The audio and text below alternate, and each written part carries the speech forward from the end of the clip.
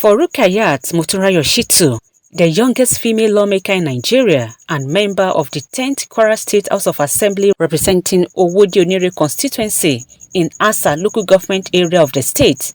See, politics is expensive and it will continue to be.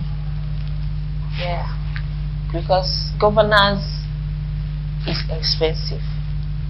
Funding has always been a key part of politics. Perhaps this is even more so in Nigeria, where a politician is expected to be a cheerful giver.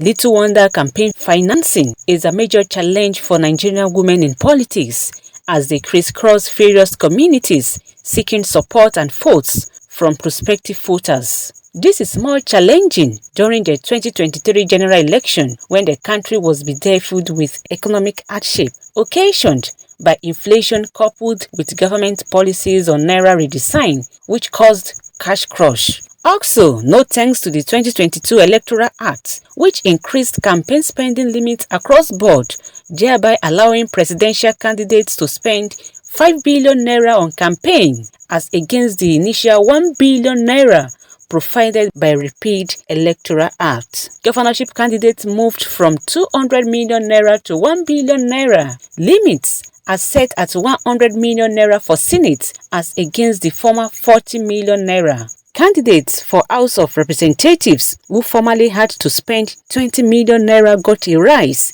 to 70 million naira, while State House of Assembly candidates saw their limit rise from 10 to 30 million naira. This development has been condemned by political observers who believe that it promotes money politics and corruption, arguing that it could eliminate minority groups like women, youth, and people with disabilities. One of the political watchers, the Center for Democracy, positioned that the lack of enforcement by relevant institutions and the influence of money in politics remains a major challenge to the integrity of electoral process in Nigeria.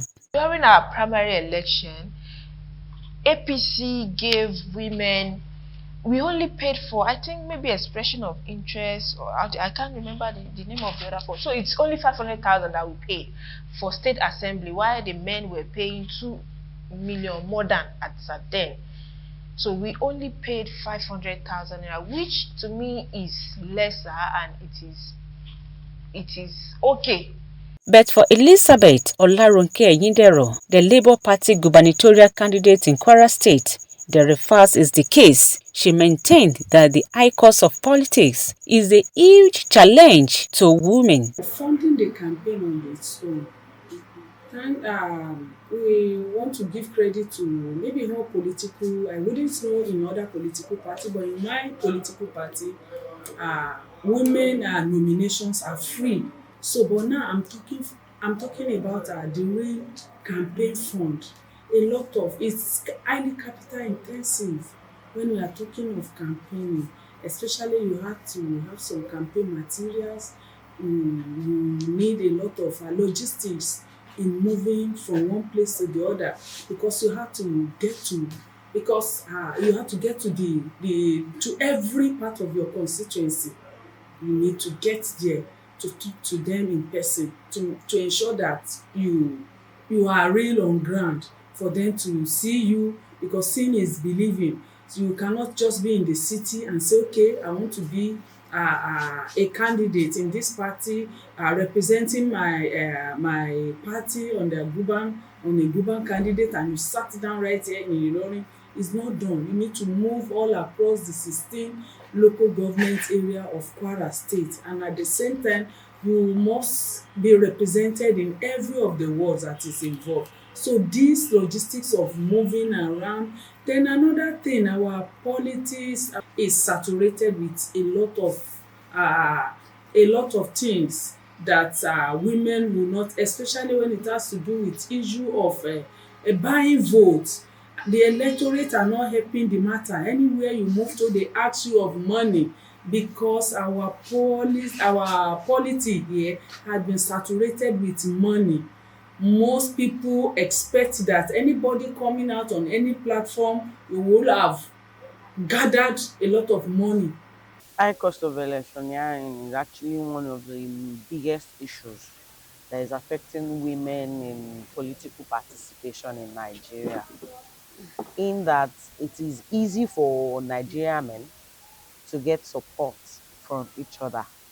But when it comes to the women angle, getting the kind of financial, particularly financial now, support becomes difficult. They are not able to get the kind of support that men would get.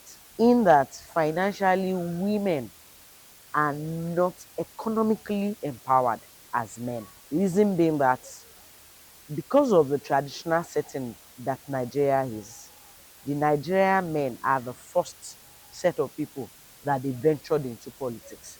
So it's been easy for them over time to be able to pull resources together, men believing in men process to get them there. Some sell properties, some get people that pull funds or crowd fund together. But when it comes to issue of women, it becomes difficult.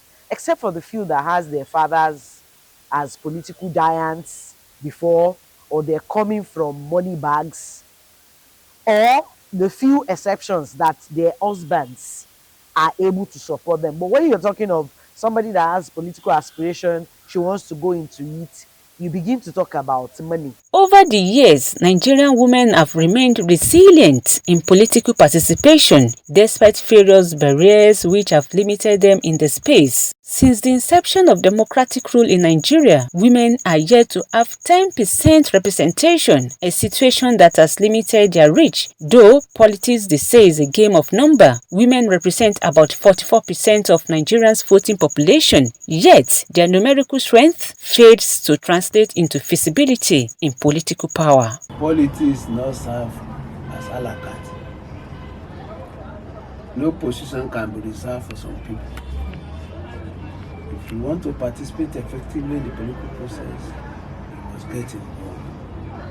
And you must have what it takes to get involved. Or you have your strong backers.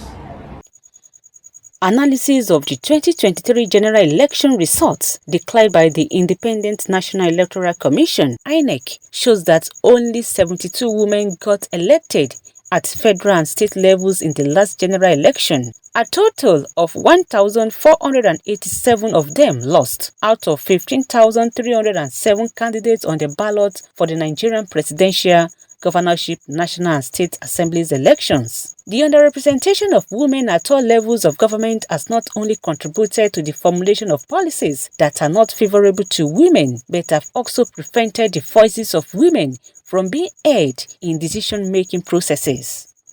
We have to let female know that they can do this. We have to go back to the grassroots and tell them that there's no difference between male intellectual and the female also. We have the same mental capacity. It is only the one you put to use that you know the way it functions. When a purpose of something is not known, abuse is inevitable, because most our women are not being used in governance in so many decades now. So it makes people to believe that they are weaker vessel, they can't do this, they are weakling. So they believe men have superior brain, mental capacity than the female, which I would like to debunk that it is not true. It is 24 years since the return to democratic rule in Nigeria. Still, there is a growing concern about low representation of women in both elective and appointive positions at the federal and state levels, a situation some political analysts have attributed to social misconceptions about women's role in leadership positions. Cultural bias has been one of the issues that women face. Religion and cultural bias goes hand in hand.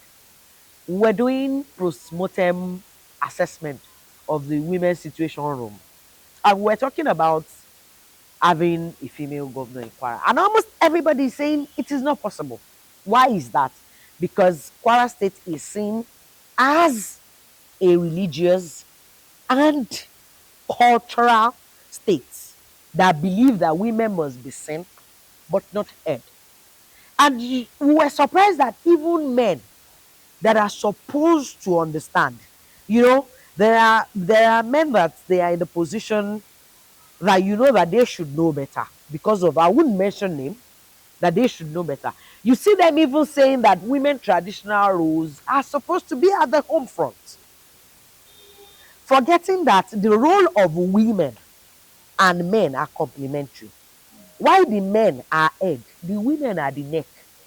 And if the neck refuses to cooperate with the head, or the head refuses to cooperate, you're going to have problem. So one of the major issues that has affected women over time is religious bias, cultural bias. Then you talk about finances. I'm a Muslim, and our Prophet Muhammad sallallahu alaihi wasallam, two of his notable wives, Aisha radiallahu anha, if you look at this, they might not be in politics. Like I said, politics is a profession. So in every profession, there is one thing or the other to say about it, relating it with politics. So if we look at Aisha, Aisha happens to be a teacher and a scholar who is doing so well. Muhammad sallallahu alaihi wasallam did not stop her from what she's doing. Rather, he motivated her, he inspired her, he continued to give her his support. And Khadija, in another way, a successful businesswoman who have so much influence in Makkah then. And when we talk about influence, politically, economic, whatever, name it, so all of this influence, Khadija, the first one, Prophet Muhammad sallallahu alaihi wasallam, as this, Prophet Muhammad sallallahu alaihi wasallam supported her in this. When you look at what is happening in this country, you discover that we have few women at the ends of affair, at the ends of, so in both politics and governance. The fear has always been that any society where there are no gender equality, where there are no gender balancing, there is bound to be problem. And that's what we are witnessing now, because by making sure that both men and women who are given space, are given the right to display whatever God has deposited in them, for them to push their society forward, it is in the best interest of the society. In spite of all these challenges, women in Kwara State politics continue to defy all odds to record success. How did the women legislators' efforts translate into election victory? As a former commissioner, I was two-time commissioner for water resources, and then commissioner for business innovation and technology. During my time as commissioner for water resources, I was able to go to all these rural areas, and were able to solve water challenges that they've been having. And then, moving into the grassroots, seeing what they lack and what they want, I think it helped me, because moving during campaign, like my face or my name is not in name or face that they don't know, because they've seen me as commissioner. So I would say it helped, and I cannot say this without giving glory to Almighty Allah and to my late dad, because that really helped me as well. Former governor of Kwara State, Mohammed Lawal, that really helped me as well. I will not shy away from that, and I will keep on appreciating that, the fact that I'm his daughter, that really helped as well. Politics is very complex, is so large that there are so many things inside it. So without compassion, without perseverance, without focus, without dedication, one might not get to that peak of it. I come from a party who is gender friendly, a party who recognizes women inclusion. So using Kwara State as a case study, already in Kwara we will see that His Excellency the Governor of Kwara State, Malam Abdulrahman Abdulrazak, CON, has already assented to the law, the 35% affirmative action. I can say this is part of what birthed all of the 5 female honorable members in the 10th Assembly. I can say this bill particularly enhanced the participation of women in politics. Concerted efforts have been made by government and non-government organizations to increase the level of participation of women in politics in line with the declaration made at the 4th World Conference on Women in Beijing, which advocated 30% affirmative action. In Nigeria, the extant National Gender Policy recommended 35% of both elective political and appointive public service positions. These policies, according to women politicians in Kwara State, is helping to change the narrative in the state, as Governor Abdurrahman Abdurrazak assented to the Gender Inclusion Bill in 2021. For me, I see Malam Abraman, Governor of Kwara State, Malam Abraman Abrazak, as a governor of he for she governor. From what we've seen in the nomination of the commissioner is 50-50, and that is what Malam Abraman Abrazak is fighting. Is fighting for women in policies in Kwara State. I for sure we can say that, because if we did not give us a platform to be able to compete with our men. You can't just be making us and be telling people you want women to be there without the enabling environment, without the support of the power that be. There is nothing you can do.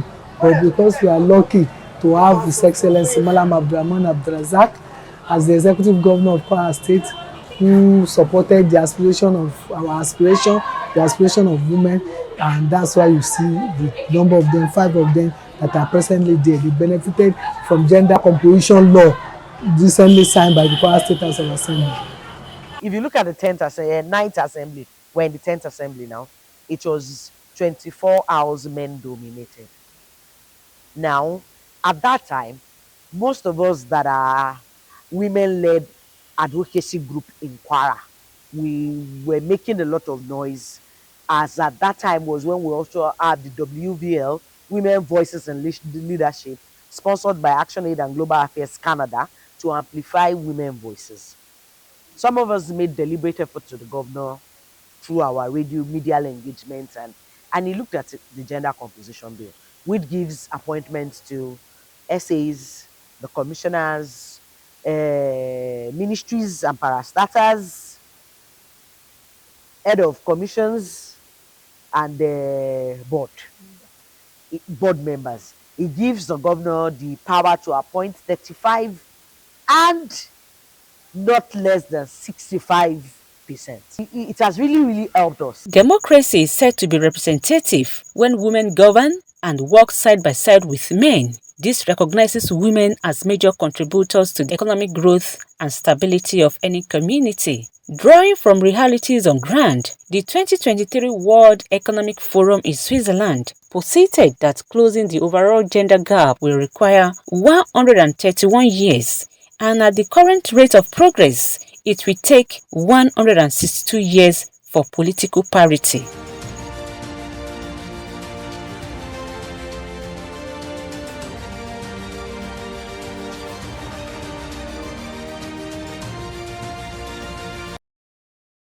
There's nothing stopping a woman in pursuing a career. If she feels she has what it takes to be in politics, I will advise every woman to go for it. It's not easy. Men believe that politics is for men. Starting from my own experience, I don't think I have much of a problem in that regard. But a lot of men believe that it's their call. If you have something to offer, I will encourage all women to come out and prove yourself. If you prove yourself, yes, if you have what it takes and you're able to prove yourself, know that men, they will rally around you. At first, it might be a bit difficult, but with perseverance and then believing in yourself, and don't let anybody talk you down that you cannot do it. What a man can do, I believe a woman can do better. We need to take this campaign. Even that is why we need to get to the rural areas, to get to the grassroots, to let the religious leader can also help. The traditional leaders like the Oba that can also help telling people what women can do. So NGO also, civil society organization can also help in going back to primary school. Ensure that our girls are given leadership positions in their schools. the class monitor, the prefect there. So that carriage will have even awakened their consciousness that, oh, I'm a leader. It should be making them to believe that they are leader. There's there's no mental capability that men possess that cannot be found in female if it is really harnessed and developed. So when we do this by going back to the basis, which is the primary education, empowering these young ones, making them to know, talk to their real self-esteem. I think that one of the biggest way that it will help, even though because of the fact that Governor Abdurrahman Abdulrazak is gender sensitive, the 5 women that we have in the House of Assembly might not have been possible. The 2019, women contested, but what happened to their mandate? But because a particular governor was deliberate about amplifying women voices. Another typical example is the example of Ekiti State. Her Excellency Erelu Fayemi decided that she was going to support women.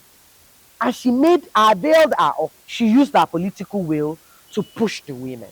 So when we have men and women that are sensitive to the plight of women, it becomes very, very easy. Then more and more sensitization, education, sensitization.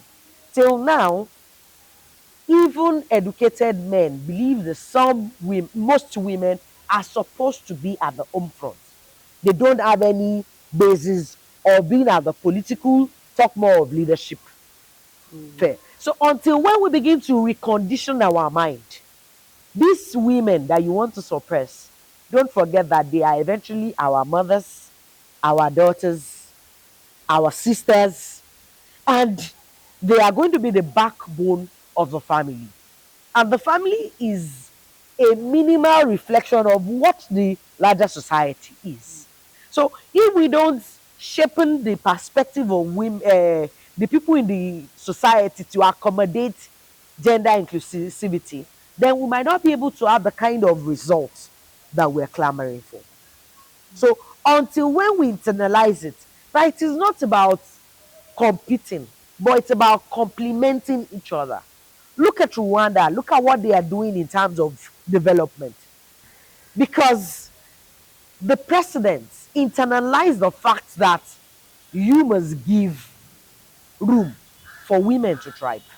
Financial constraint is a major challenge women will have to solve to be politically feasible. This is why it is important for organizations, donors, and women-focused groups to speed up and sustain efforts geared towards financial empowerment of female politicians and women generally. This should not be done only during elections, but even afterwards. No doubt, such intervention will go a long way to ease the burden of funding confronting women in politics. Also, implementation of enforceable measures such as gender electoral quotas as done in Rwanda to further open the way for more women in politics and governance in order to promote inclusion and strengthen Nigerians' democracy, because there cannot be true democracy when women are left behind. This project is part of the African Women in Media, AWIM, Illuminate Young Women in Politics program.